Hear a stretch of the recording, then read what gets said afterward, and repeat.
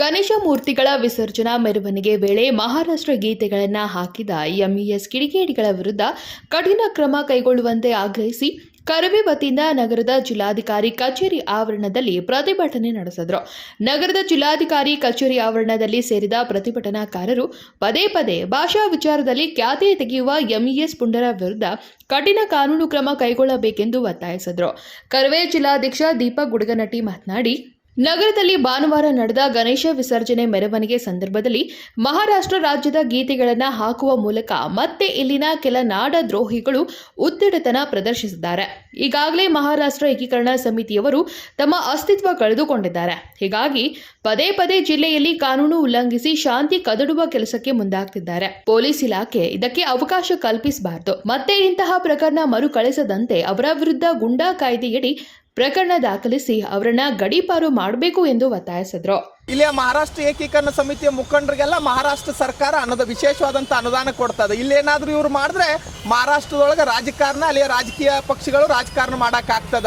ಅಂಥದ ಮಹಾರಾಷ್ಟ್ರ ಶಾಂತಿ ಇರಬೇಕು ಅಂದರೆ ಇಲ್ಲಿ ಮಹಾರಾಷ್ಟ್ರದ ರಾಜಕಾರಣಿಗಳು ಅಶಾಂತಿ ಸೃಷ್ಟಿ ಮಾಡಬೇಕು ಬೆಳಗಾವಿ ಒಳಗಡೆ ಅಂಥೇಳಿ ಸಾಕಷ್ಟು ಅನುದಾನವನ್ನು, ಸಾಕಷ್ಟು ಅವರಿಗೆ ಒಂದು ಶುಲ್ಕಗಳನ್ನು, ಸಾಕಷ್ಟು ದೇಣಿಗೆಗಳನ್ನು ಅಲ್ಲಿಯ ರಾಜಕಾರಣಿಗಳು ಮಾಡ್ತಾ ಇದ್ದಾರೆ. ಅದನ್ನು ಇವ್ರಿಸ್ಕೊಂಡು ಇಲ್ಲಿಯ ಮಹಾರಾಷ್ಟ್ರ ಏಕೀಕರಣ ಸಮಿತಿಯ ಗೂಂಡಾಗಳು ಇಲ್ಲಿಯ ಇಂಥ ಮೆರವಣಿಗೆಗಳನ್ನು ಬಳಸ್ಕೊಂಡು ಯಾರಾದರೂ ಒಂದಿಬ್ಬರು ಗುಂಡಾಗಳ ಕಡೆಯಿಂದ ಇಂಥದನ್ನು ಮಾಡಿಸೋದ್ರ ಮುಖಾಂತರ ಬೆಳಗಾವಿ ಒಳಗಡೆ ಸಂಪೂರ್ಣವಾಗಿ ಕಾನೂನು ಸುವ್ಯವಸ್ಥೆ ಹದಗೆಡಿಸುವಂಥ ಕೆಲಸ ಮಾಡ್ತಾ ಇದ್ದಾರೆ.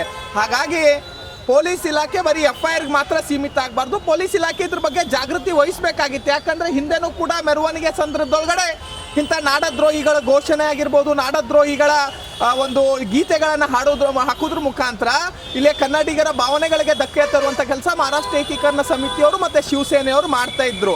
ಆದರೆ ಪೊಲೀಸ್ ಇಲಾಖೆಯವರು ಅದರ ಅಂಥ ಮಂಡಳಿಗಳ ಮೇಲೆ ನಿಗಾ ಇಟ್ಟು ಅಂಥವ್ರ ಕಡೆಯಿಂದ ಮುಚ್ಚಳಿಕೆ ಪತ್ರವನ್ನು ಬರೆಸ್ಕೊಂಡು ಅಂಥವ್ರ ಮೇಲೆ ಸೂಕ್ತವಾದಂಥ ಕ್ರಮವನ್ನು ತಗೊಂಡು ಮಾಡಿದರೆ ಎಷ್ಟೋ ಒಂದು ಸ್ವಲ್ಪ ಶಾಂತಿ ಆಗ್ತಿತ್ತೇನೋ ಅಂತ ನನ್ನ ಅನಿಸಿಕೆ ಇದೆ. ಹಾಗಾಗಿ ಪೊಲೀಸ್ ಇಲಾಖೆ ನಾವು ಇದ್ರ ಬಗ್ಗೆ ಪರಿಶೀಲನೆ ಮಾಡಿದಾಗ 11 ಜನರ ಮೇಲೆ ಪ್ರಕರಣವನ್ನು ದಾಖಲಿಸಿಕೊಂಡು FIR ಮಾಡಿದ್ದಾರೆ ಅಂತ ಹೇಳಿ ನಮಗೆ ತಿಳಿದು ಬಂದಿದೆ. ಆ ಸೌಂಡ್ ಸಿಸ್ಟಮ್, ಆ ಡಾಲ್ಬಿ ಗಾಡಿ ವಾಹನವನ್ನು ಕೂಡ ಪೊಲೀಸ್ ಇಲಾಖೆಯವರು ಸೀಸ್ ಮಾಡಿದ್ದಾರೆ ಅಂತ ಹೇಳಿ ಗೊತ್ತಾಗಿದೆ. ಅದಕ್ಕೆ ನಾನು ಇವತ್ತು ಒತ್ತಾಯನ ಮಾಡ್ತಾ ಇದ್ದೀವಿ, ಬರೀ ಇಲ್ಲಿಗೆ ಇದನ್ನು ಸೀಮಿತವನ್ನು ಮಾಡದೆ ಇಂಥವ್ರ ಹಿಂದೆ ಯಾರ ಕಾಣದ ಕೈಗಳ ಕೆಲಸ ಮಾಡಿದಾವೋ, ಯಾರ್ಯಾರು ಇದ್ರ ಹಿಂದೆ ಭಾಗಿಯಾಗಿದ್ದಾರೋ ಅಂಥವ್ರ ಮೇಲೆ ಕೂಲಂಕುಷವಾದಂಥ ತನಿಖೆ ಆಗಬೇಕು. ಮತ್ತು ಅಂಥವ್ರ ಮೇಲೆ ಮಾದರಿ ಆಗುವಂಥ ಒಂಥರ ಅವ್ರ ಮೇಲೆ ಪ್ರಕರಣವನ್ನು ದಾಖಲಿಸ್ಕೊಳ್ಬೇಕು. ಇವ್ರಿಗೆ ಇಲ್ಲೇ FIR ಮಾಡಿ ಕೋರ್ಟ್ ಒಳಗೆ ಅವ್ರು ಜಾಮೀನು ತೊಗೊಂಡು ಮತ್ತೆ ಬಿಟ್ಬಿಡ್ತಾರೆ.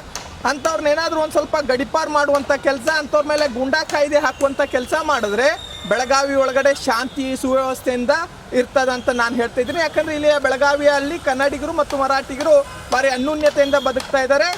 ಮೆರವಣಿಗೆಯಲ್ಲಿ ಕೂಡ ಎಲ್ಲ ಭಾಷಿಕರು ಅಲ್ಲಿ ಆ ಮೆರವಣಿಗೆಯಲ್ಲಿ ಪಾಲ್ಗೊಂಡು ಯಶಸ್ವಿಯಾಗಿ ಶಾಂತಿಯುತವಾಗಿ ಮೆರವಣಿಗೆಯನ್ನು ಮುಗಿಸಿದ್ದಾರೆ. ಆದರೆ ಇದೆಲ್ಲೋ ಮಾಡೋದ್ರ ಮುಖಾಂತರ ಬೆಳಗಾವಿಗೆ ಮತ್ತೆಲ್ಲೋ ಕಪ್ಪು ಚುಕ್ಕಿ ಆಗುತ್ತದೆ. ಹಾಗಾಗಿ ಪೊಲೀಸ್ ಇಲಾಖೆಯವರು ಭಾಳ ಆಯುಕ್ತರು ಭಾಳ ದಕ್ಷ ಅಧಿಕಾರಿ ಅಂಥೇಳಿ ಖ್ಯಾತಿಯಾಗಿದ್ದಾರೆ. ಅಂಥವ್ರು ಯಾರು ಮಾಡಿದಾರೋ ಅಂಥವ್ರ ಮೇಲೆ ಸೂಕ್ತ ಕ್ರಮಕ್ಕೆ ನಾವೆಲ್ಲ ಕರ್ನಾಟಕ ರಕ್ಷಣಾ ವೇದಿಕೆ ಒತ್ತಾಯ ಮಾಡ್ತಾ ಇದ್ದೀವಿ. ಬೆಳಗಾವಿಯಲ್ಲಿ ಕನ್ನಡಿಗರು ಹಾಗೂ ಮರಾಠಿಗರು ಬಹಳಷ್ಟು ಸೌಹಾರ್ದತೆಯಿಂದ ಬದುಕು ಸಾಗಿಸಿದ್ದಾರೆ. ಈ ನಡುವೆ ಎಂಇಎಸ್ನ ಕೆಲ ಕಿಡಿಗೇಡಿಗಳು ಮಾಡುವ ದುಷ್ಕೃತ್ಯದಿಂದಾಗಿ ಕನ್ನಡಿಗರ ಸ್ವಾಭಿಮಾನಕ್ಕೆ ಧಕ್ಕೆಯಾಗ್ತಿದೆ. ಹೀಗಾಗಿ ಕೇವಲ ಕೃತ್ಯ ಎಸಗಿದವರ ವಿರುದ್ಧ ಮಾತ್ರ ಕ್ರಮ ಕೈಗೊಳ್ಳದೆ ಅವರ ಹಿಂದಿರುವವರ ವಿರುದ್ಧ ಸೂಕ್ತ ತನಿಖೆ ನಡೆಸಿ ಕ್ರಮ ಜರುಗಿಸಬೇಕೆಂದು ಒತ್ತಾಯಿಸಿದರು. Vinod Kolkar, KMM Kannada news, Belagavi.